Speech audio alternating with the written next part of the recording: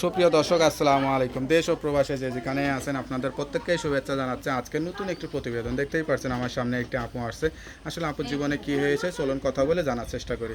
আপু আসসালামু আলাইকুম। ওয়ালাইকুম সালাম। আপনার নাম কি? আমার নাম বৃষ্টি। বৃষ্টি আপু, কেমন আছেন আপনি? জি, ভালো আছি ভাইয়া। ভালো আছেন? যাক, আপনার বাড়ি কোথায়? আমার বাড়ি রংপুর। রংপুর। পরিবারে কে কে আছে? আমার বাবা মা নেই, আমার মামা মামির কাছে আমি থাকি। কি করেন কি আপনি? কিছু করি না, বাড়িতে মামা মামির বাচ্চা দেখাশোনা করি, এটাই আমি কিছু আর করি না। তা আপনার মা বাবা কি হয়েছিল? বাবা মা অ্যাক্সিডেন্টে মারা গেছে, গাড়ি অ্যাক্সিডেন্টে। আরে, তখন আপনি কতটুকু ছিলেন? সেখন আমি 7-8 বছর। মা বাবার কথা মনে আছে?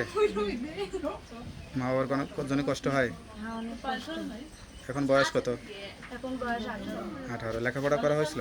লেখাপড়া করা হয়নি ভাই। একটু। ছোট থাকতে পড়ছিলাম 3 পর্যন্ত, এখন আর পড়তে পারিনি।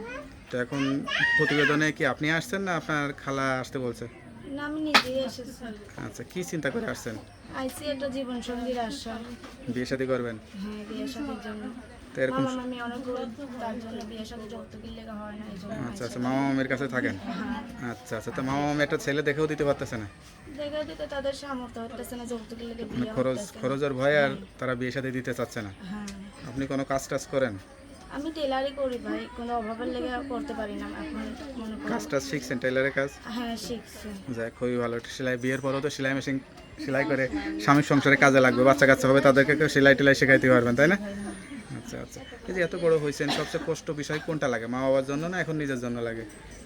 মা বাবার লেগেও লাগে, নিজের জন্যও লাগে, বড় হয়েছি। সেটাই, কেউ যদি বিয়ে শাদী করতে চায় সত্যি সত্যি বিয়ে করবেন তো? হ্যাঁ, একটা ভালো মনের মানুষ যদি আমারও যদি বিয়ে শাদী করে, তাই আমি বসতেছি। আচ্ছা, তা আপনার সঙ্গে কীভাবে যোগাযোগ করবে? আমার নাম্বার আছে। নাম্বারটা মুখস্থ আছে?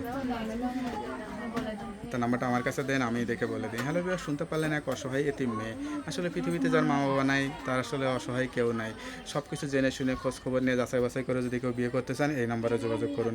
তার নাম্বারটি হচ্ছে 01815596827। নাম্বারটা খোলা থাকে তো? হুম, সবসময়। যাক, নাম্বারটা খোলা রাখবেন।